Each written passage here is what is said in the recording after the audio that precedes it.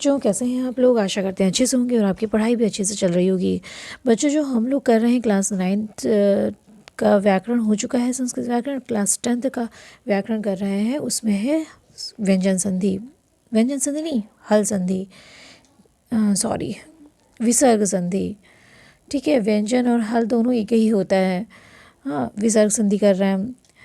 तो अब ये विसर्ग संधि में हम लोग पहला पढ़ चुके थे विसर्जनीय सहसूत्र।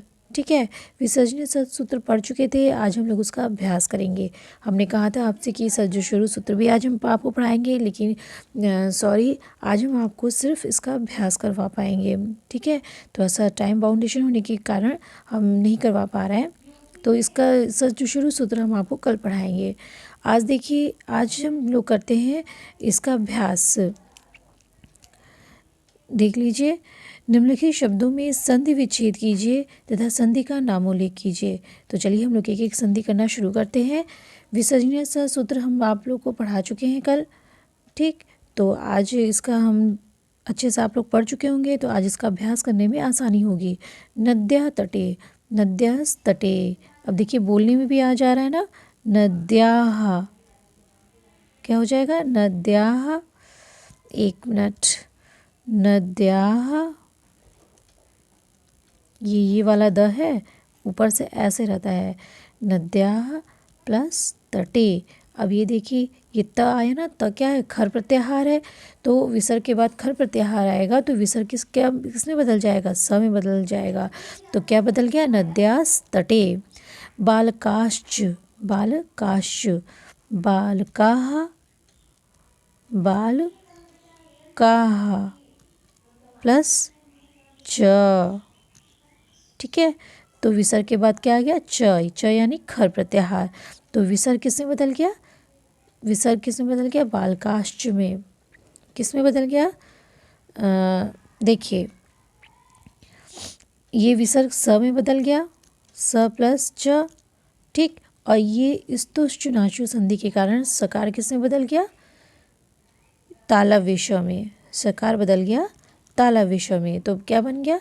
बालकाश्च।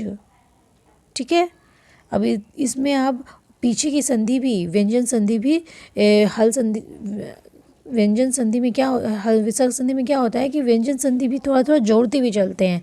ठीक है, तो जहाँ जहाँ व्यंजन संधि आएगी, तो आप व्यंजन संधि का भी रिवीजन होता हुआ चलेगा आपका। ठीक है, तो और सारी संधियाँ पढ़ते हुए चलिए, आप रिवीजन करते, प्रतिदिन सूत्रों का रिवीजन करते हुए चलिए। निश्चलम, निश्चलम क्या है? निह प्लस छलम। तो ये छ क्या है? खर है, तो विसर्ग किसमें बदल गया? स में। स प्लस छ। ठीक, अब ये छ किसमें बदल जाएगा? तालव्य श में। किस सूत्र से? स्तुश्चुनाचु सूत्र से। सबके नीचे हलंत लगाते चलिए। ठीक, तो निश्चलम हो जाएगा। पुंगवश्च, पुंगवश्च, तो क्या हो जाएगा? पुंगवः, पुंगवः प्लस च। पुंगवः प्लस च, तो बन गया क्या? पुंगवः, पुंगवः प्लस च। तो ये आपका क्या है? विसर्ग। विसर्ग आपका किसमें बदल जाएगा? स में। क्यों? क्योंकि खर प्रत्याहार है।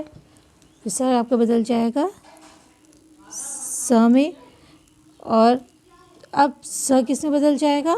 आपका स बदल जाएगा किसमें? बताइए, स्तुश्चुनाचु सूत्र है, तो स्तुश्चुनाचु सूत्र से स बदल जाएगा आपका श में। ठीक, तो क्या बन जाएगा? पुंगवश्च। हरीश चिनोती, हरीश चिनोती है, तो हरीश चिनोती क्या हो जाएगा? हरि ही प्लस चिनोती प्लस चिनोती। तो च खर प्रत्याहार है, तो विसर्ग बदल जाएगा आपका स में। ठीक है, विसर्ग बदल जाएगा, ये हलंत है स, और ये च। अब स्तुश्चुनाचु सूत्र लगेगा। ठीक, और स्तुष्टुनाचु सूत्र लगने के कारण सकार बदल जाएगा आपका तालव्य श में। ठीक है। पुरस्कारः, पुरस्कारः। अब देखिए पुरः धनकारः, हाँ पुरः धनकारः। अब यहाँ पे क्या हो गया, यहाँ पे ये देखिए, यहाँ पे ये क्या है, क है। एक तो आप दोनों तरह से विकल्प से भी हो सकता है, एक पुरस्कार भी हो सकता है। क्या हो जाएगा, पुरस्कारः। ये जो विसर्ग है ये आपका स में बदल जाएगा। विसर्ग किस में बदल जाएगा, ये देखिए क है तो ये क क्या है, जिव्यामूलीय है। हाँ, तो ये एक तो आपका विकल्प से ऐसे ही रह सकता है पुरःकारः, पुरःकारः, और दूसरा का हो सकता है पुरस्कारः। ये विसर्ग किस में बदल जाएगा, स में। क्यों, क्योंकि यहाँ पे खर प्रत्याहार है। ठीक है। देवश्चलितः, देवश्चलितः। ठीक। और ये पुरस्कार में हमने विकल्प से क्यों कहा, ये देख लीजिए, ये देखिए आया ना आपका, जैसे कि क ख प फ के बाद में रहने से विसर्ग ही रहता है। ठीक है। जैसे हरि खादती है तो हरि खादती ऐसे भी हो सकता है, हरि खादती विकल्प से ऐसे भी हो सकता है, और उसके स्थान पर विसर्जनीय सूत्र से स भी लग कर पुरस्कार भी बन जाता है। ठीक, दोनों होता है। इस कारण से पुरस्कार संधि क्या है, महत्वपूर्ण है। देवश्चलितः, देवः, देवः प्लस छलिता। अब छ क्या है, छ खर है, तो विसर्ग प्लस छ, विसर्ग प्लस छ, तो विसर्ग किस में बदल जाएगा, स में। ठीक, तो देव, हाँ विसर्ग तो स में बदल जाएगा। फिर उसके बाद स्तुश्चुनाचु सूत्र भी तो लगेगा। फिर उसके बाद क्या हो जाएगा, सर में बदल गया तो स प्लस छ। अब लगेगा स्तुश्चुनाचु सूत्र, हाँ क्योंकि च वर्ग में आता है ना छ, तो स हो जाएगा तालव्य श में। तो बन जाएगा आपका देवश्चलितः, छलितः, मनस्तापः, मनस्तापः, मनः प्लस तापः। ठीक है। तो अब यहाँ पे विसर्ग किस में बदल जाएगा, खर प्रत्याहार होने के कारण विसर्ग बदल जाएगा स में। तो बन गया मनस ताप। अब ये आधा स को आप अर्ध स में बदल देंगे तो बदल जाएगा मनस तापः।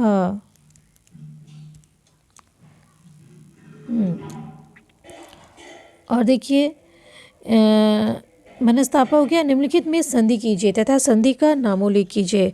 तो धनु टंकारः है, धनु टंकारः, तो विसर्ग प्लस ट आया ना, हाँ तो ये विसर्ग के स्थान पे क्या हो गया, स बन गया, विसर्ग के स्थान पे स बन गया।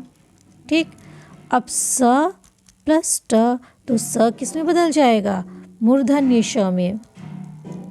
ठीक, स्टुनाष्टु सूत्र के से, स्टुनाष्टु सूत्र से मूर्धन्य स में श में बदल गया तो बन गया धनुष्टंकारः। पुनः प्लस च, पुनः प्लस च, तो विसर्ग प्लस च। ठीक है, ये विसर्ग है प्लस च, तो विसर्ग बदल गया स में, तो स हो गया और प्लस च हो गया। अब क्या होगा, स्तुनाष्टु सूत्र के कारण आपका ये तालव्य श में बदल गया स। ठीक, तो पुनश्च बन गया, क्या बन गया, पुनः, बन गया आपका पुनश्च, पुनश्च। ठीक है, अब देखिए क्या है कि अब यह आपका आता है भानु प्लस तरती, तो विसर्ग प्लस त, विसर्ग बदल गया स में, अब हो गया स प्लस त। ठीक है, तो क्या हो जाएगा, भानु। एक मिनट इसको काटिए, अब यहाँ लिख देते हैं भानुस्तरति।